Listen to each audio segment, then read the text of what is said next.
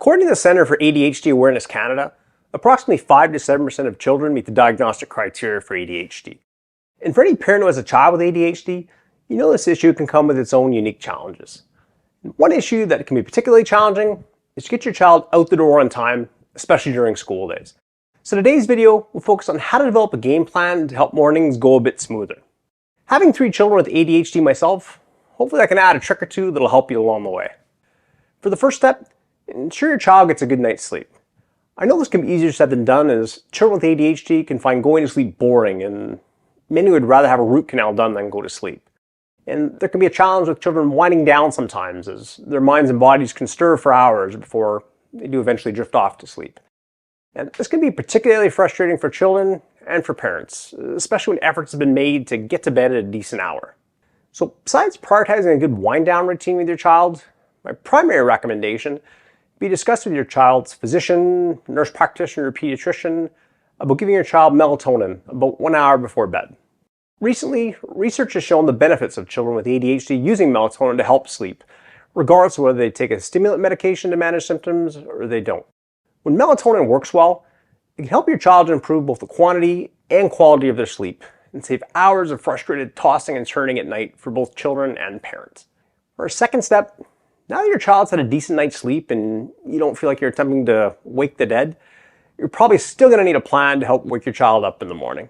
If your child's slow to rise or struggles with transitions, in this case, getting out of bed and getting started for the day, I encourage you to go to their room and give them a 15-minute warning about waking up. I'd also open the curtains or turn on at least some light in the room to help cue the reticular activating system that it's time to wake up. And if your child takes a stimulant medication and struggles to wake up, now's the time to give their medication, as this should help them wake up, and it's also help them transition from getting out of bed to doing the next step in their morning routine. And when you return to wake your child up 15 minutes later, ideally have something motivating to help promote their interest in getting out of bed. For example, it could be something they enjoy eating for breakfast, or you can remind them about a fun activity at school or something enjoyable that's happening later in the day. Before leaving their room, ensure they're awake, clear on the next instruction, and have a time frame to execute the instruction. For example, you could say, "I'll see you downstairs in 5 minutes after you get dressed."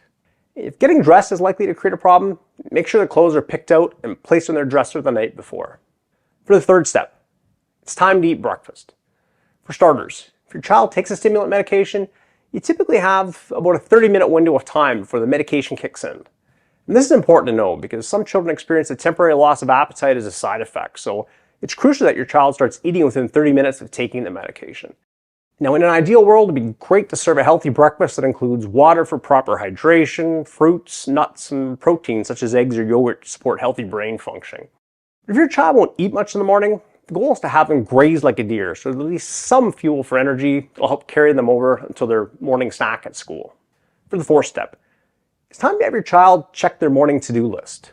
If your child doesn't have a checklist with bullet points for morning tasks and struggles to transition from one task to the next, or forgets what to do, I'd highly suggest creating one. The to-do list could be something as simple as wake up, get dressed, eat breakfast, comb hair, brush teeth, pack bags, put on shoes and coat.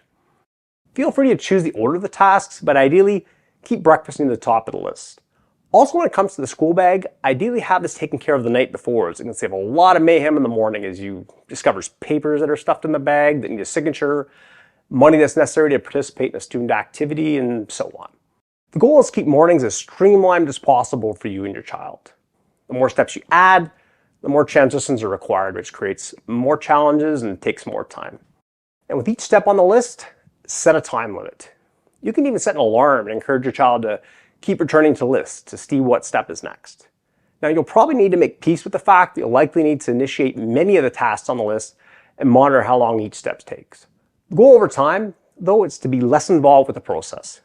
Still, if you take an all or nothing approach with your child and expect them to follow the list and consistently stay on task and on time, this is something that they're currently struggling with, it's likely just to increase feelings of frustration for both of you.